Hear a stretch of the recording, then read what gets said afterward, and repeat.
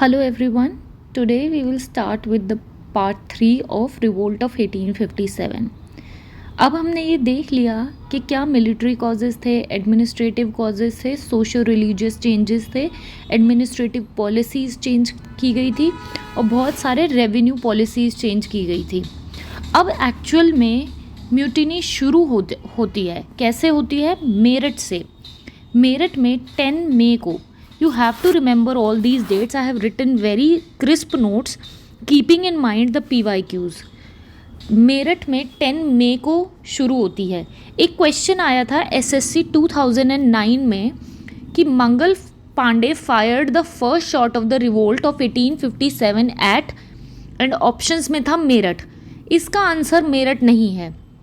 Mutiny शुरू हुई थी मेरठ में, लेकिन सबसे पहले गोली कहाँ चलाई गई थी? मंगल पांडे ने गोली कहाँ चलाई थी? वो थी बैरकपुर में. BARRACKPORE बैरकपुर में चलाई थी. तो आपको ये कुछ चीज़ें हैं जो ध्यान देनी है. That's why I have written all these crisp notes ताकि आप गलत ना करें. 29 March 1857 in Barakpur near Calcutta, सिपाही of 34 native infantry refused to use rifles. 34 native infantry के जो सिपाही थे उन्होंने वो राइफल्स यूज़ करने के लिए मना कर दिया. I told you which rifles? Enfield rifles, जिन पे गाय और पिग का मीट था. और सिपाही ने मना कर दिया था कि इसको हम टच नहीं करेंगे, ना इसको मुंह, इसमें हम मुंह भी नहीं लगा सकते. उस राइफल को मुंह से हटा के फिर उसे यूज़ करना था. तो you have to remember this point. On 29 March Mangal Pandey fired the first shot and he killed 2 of his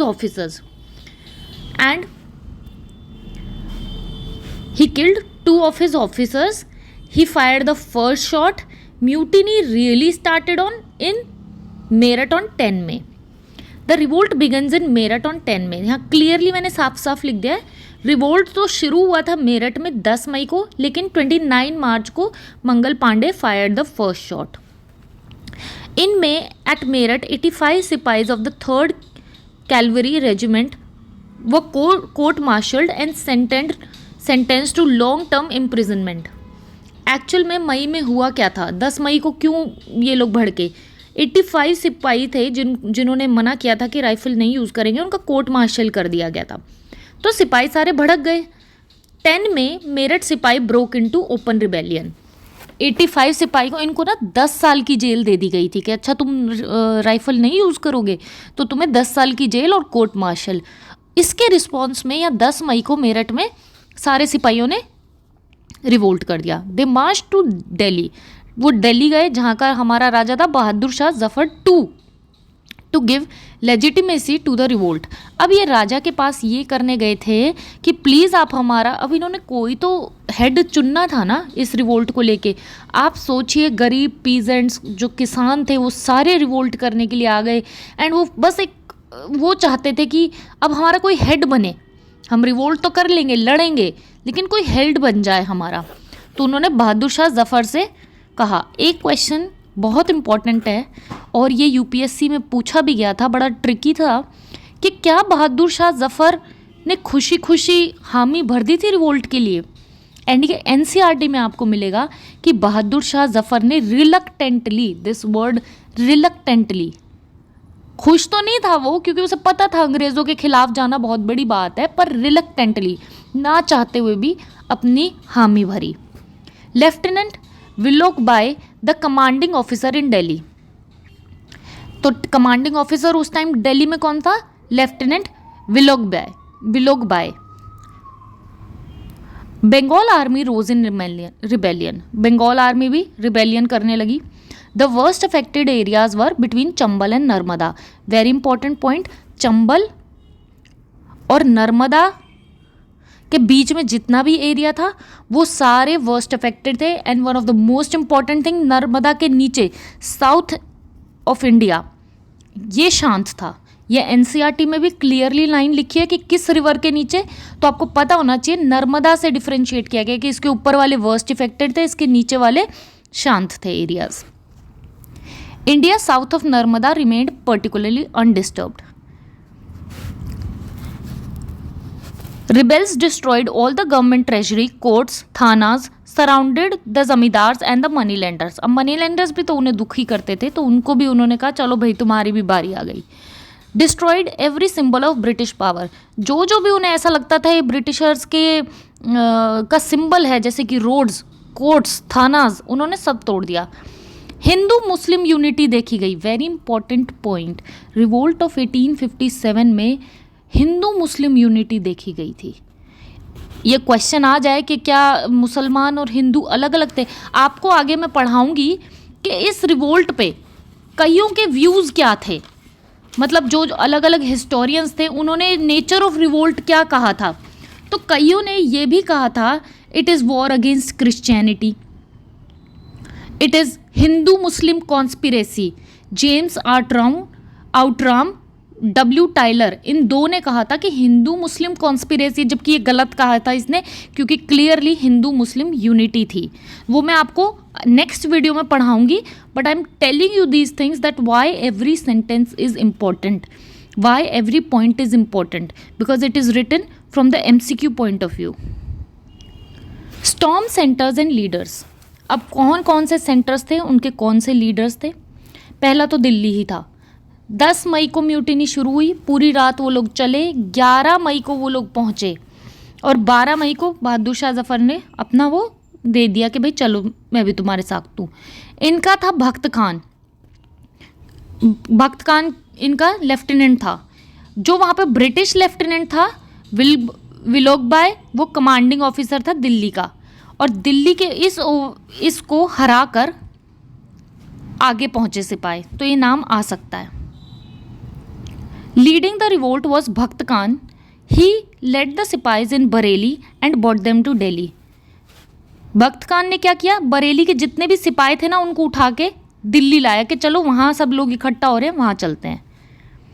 Lucknow में Begum Hazrat Mahal and Begum of Awadh. Begum Hazrat Mahal declared her son Birjis Qadr as the Nawab of Awadh. जैसे कि मैंने पहली वीडियो में बताया कि अवध के राजा थे वाजिद अली शाह, उनकी बेगम थी हज़रत महल, उनके बेटे थे बिजरिस कदर. लखनऊ मतलब अवध को ब्रिटिशर्स ने ले लिया था ये कहकर कि मैल एडमिनिस्ट्रेशन है. तो क्या वहाँ उन्होंने क्या किया, हज़रत महल ने, उन्होंने कहा कोई मैल एडमिनिस्ट्रेशन नहीं है, मेरा बेटा है बिजरिस कदर, वो है यहाँ का नवाब. और उसने वहाँ के सिपाही और पीजेंट से कहा मेरी मदद करो, उनका सपोर्ट लिया और भगाया ब्रिटिशर्स को. किस ब्रिटिशर को भगाया उन्होंने अपने जगह से, हेनरी लॉरेंस. देख रहे हो, दिल्ली में भगाया, किसको भगाया, लेफ्टिनेंट विलोक बाय को. और यहाँ पे किसको भगाया है अवध में, हेनरी लॉरेंस. हेनरी लॉरेंस बाद में मर भी गए थे, इनको मार भी दिया था. They attack the residency of sir Henry. Havelock and Outram tried to relieve Lucknow. तो अब हैवलॉक, और जब सर हेनरी मर गए तो हैवलॉक और आउटराम ने देखा कि ये तो बात हाथ से निकल गई है, हमारा ऑफिसर भी मर गया. ये दोनों आए जिन्होंने लखनऊ को वापस जीतने की कोशिश करी. हर नाम बहुत इंपॉर्टेंट है, तो इस वैसे भी बहुत छोटे एक एक लाइन के नोट्स हैं, आप इनको नोट डाउन कर लीजिएगा. ये इंपॉर्टेंट पॉइंट्स हैं कि किस स्टॉर्म सेंटर वाले एरिया में कौन सा ऑफिसर गया, किसने उस एरिया को बचाया, कौन सा लीडर था, उस लीडर की कौन हेल्प कर रहा था. ये सब इंपॉर्टेंट पॉइंट्स हैं. आगे चलते हैं.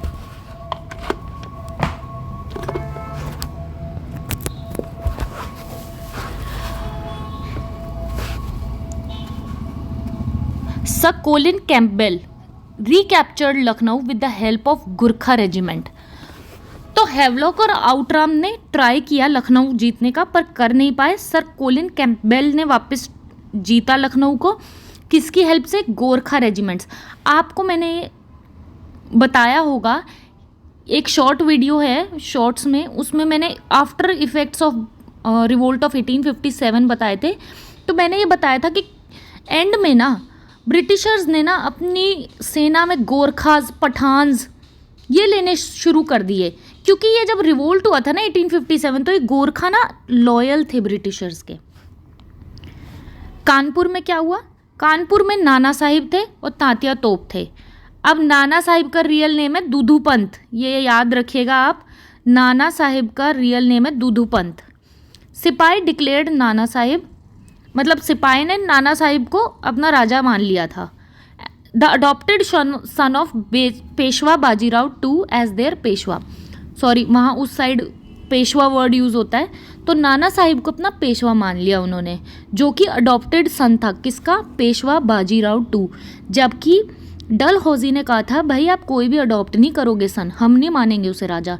लेकिन यहाँ सिपाही ने रिवोल्ट करा ब्रिटिशर्स का कि कैसे नहीं मानोगे, जब हमारे पेशवा बाजीराव टू ने इसको अडॉप्ट किया है सन, तो यही हमारा पेशवा है। और वो लोग लड़ पड़े ब्रिटिशर्स से। Most of the fighting was carried out by Tatya तोप। तात्या तोप ने एक बहुत इम्पॉर्टेंट वॉर लड़ी, एक टेक्निक थी उनके पास, उसे कहते हैं guerrilla fighting. He was an experienced lieutenant.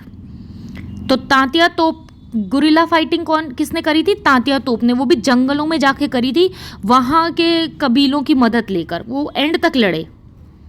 Azimullah was another loyalist, Azimullah भी यहीं से ही हैं। Sir Colin Campbell recovered Kanpur and Tatya Tope joined Laxmibai in Jhansi. Sir Colin Campbell ने यहाँ पहले लखनऊ छुड़वाया, फिर वो यहाँ आ गए कानपुर छुड़वाने, और तात्या तोप भाग गए, वहाँ से भागे रानी लक्ष्मीबाई को झांसी में ज्वाइन करने के लिए, क्योंकि यहाँ तो आप देख रहे हो ये कोलिन कैम्पबेल आ गए थे कानपुर को छुड़वाने। सॉरी, अब आगे चलेंगे। अब झांसी में आ गए तात्या तोप लक्ष्मीबाई को ज्वाइन करने के लिए, जो कि मैंने यहाँ आपको बताया ही है। अब झांसी में क्या हुआ, झांसी वॉज लेड बाय रानी लक्ष्मीबाई। वहाँ पे कौन लीडर थी, रानी लक्ष्मीबाई। डॉक्ट्रिन ऑफ लैप्स लगा दिया था 1853 में। अब मैं आपको याद देना चाहूँगी सती की क्या डेट थी, मैंने कहा था कुछ डेट्स ऐसी हैं जो हिस्ट्री में रटी होनी चाहिए, वो है 1829, doctrine of lapse 1853। Make sure आपको ये लर्न हो। तो रानी लक्ष्मीबाई के झांसी में क्या लग चुका था, डॉक्ट्रिन ऑफ लैप्स। दामोदर थे adopted son of Rani Lakshmibai, and Gangadhar Rao husband है रानी लक्ष्मीबाई के। अब सर रोज ने झांसी की रानी को हराया था, और सर रोज ने ही तारीफ भी करी थी झांसी की रानी की कि ये बहुत ब्रेवरी से लड़े थे। अब ये याद रखें, Scindias of Gwalior remained loyal to the Britishers and they took shelter at Agra. यहाँ पे गोरखा थे जो लॉयल रहे, यहाँ पे कौन थे, सिंधियाज ऑफ ग्वालियर। आपको ये भी याद रखना है, सेंटर के साथ साथ ये भी याद रखना है कि कौन कौन थे जो लॉयल रहे थे उस टाइम ब्रिटिशर्स के। Next is Bareilly. बरेली में कौन थे, Khan Bahadur Khan, descendant of the former ruler of Rohilkhand. Rohilkhand के जो पहले रूलर्स थे उनके डिसेंडेंट ही थे खान बहादुर खान। बरेली से ये थे इनके हेड। He proclaimed himself as the Nawab Nazim of his new government. उन्होंने कहा मैं हूँ यहाँ का राजा। बरेली से खान बहादुर खान लड़े। अरहा से लड़े, ये बिहार में है अरहा। कुंवर सिंह, कुंवर सिंह क्या थे, जमींदार थे जगदीशपुर के। ये याद रखें, ये इंपॉर्टेंट पॉइंट है। आप ऊपर देख रहे होंगे रानी लक्ष्मीबाई ये रानी थी, ये कोई डिसेंडेंट था, कोई कहीं का अडॉप्टेड सन था, लेकिन यहाँ बिहार में ये सिर्फ एक जमींदार थे। That's why this point is important, क्योंकि डिफरेंट बात है।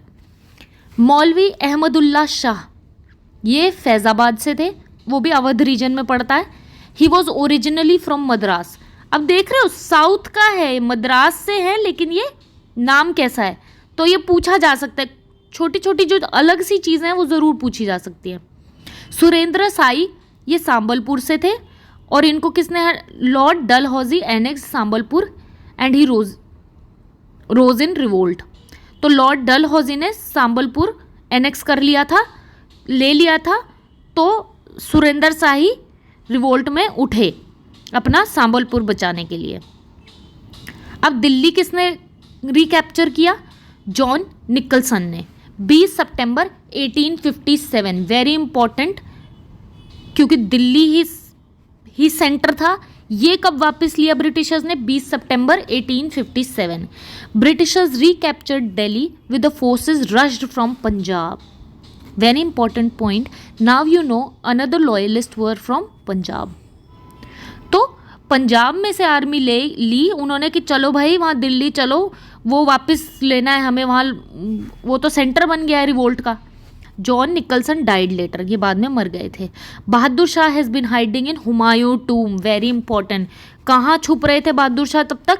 हुमायूं टूम में शेल्टर लिया। फिर उन्हें रंगून भेज दिया। 1862 में उनकी डेथ हो गई। लेफ्टिनेंट हडसन ने उनके दोनों सन और ग्रैंडसन को मारा। वेरी इंपॉर्टेंट पॉइंट, किसने मारा था? Lieutenant Hodson. किसने वापस लिया दिल्ली? John Nicholson.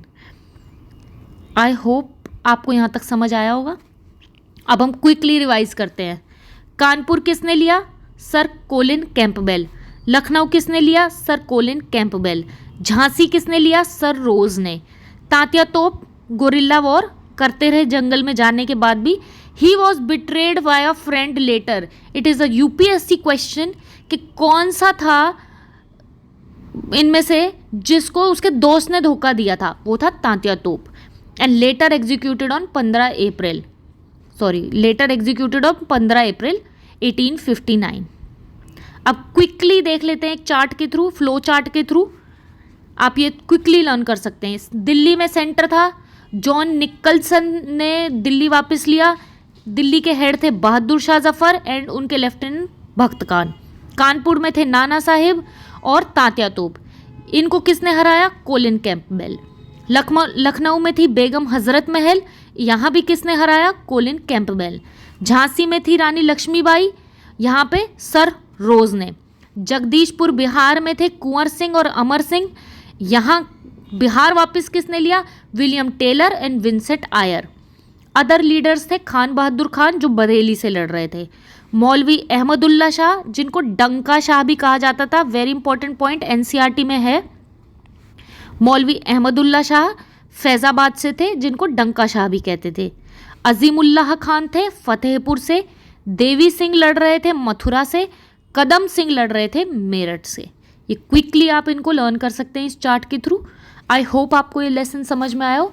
अब हम चेंज ऑफ पावर देखेंगे, फिर देखेंगे debate regarding the nature of revolt, और एंड में और एक और चीज़ देखेंगे कि ये फेल क्यों हुआ रिवोल्ट। Thank you.